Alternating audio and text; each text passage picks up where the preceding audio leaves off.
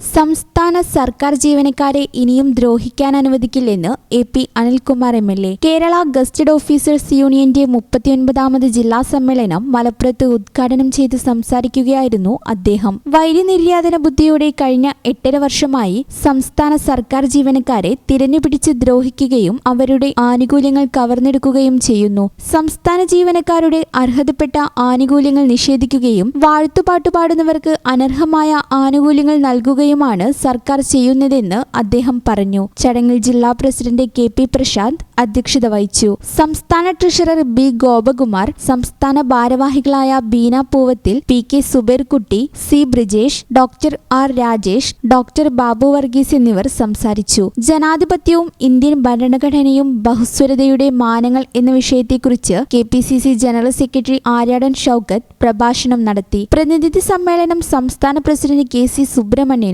സംഘടനാ ചർച്ച സംസ്ഥാന ജനറൽ സെക്രട്ടറി വി.എം. ഷൈനും ഉദ്ഘാടനം ചെയ്തു. കെ.പി. പ്രശാന്ത് പ്രസിഡന്റും എ.കെ. അഷ്റഫ് സെക്രട്ടറിയായും യു. സഞ്ജീവ് ട്രഷററായും പുതിയ ജില്ലാ കമ്മിറ്റിയെയും സമ്മേളനം തിരഞ്ഞെടുത്തു. ഈ channel news Malappuram. Al Salama eye hospital സേവനത്തിന്റെ 20ാം വർഷത്തിലേക്ക് 21 ലക്ഷത്തോളം സന്തുഷ്ടരായ ഉപഭോക്താക്കളും 2 ലക്ഷത്തോളം തിമിര ശസ്ത്രക്രിയകളും പൂർത്തിയാക്കിയ മലബാറിലെ ഏക കണ്ണാശുപത്രി.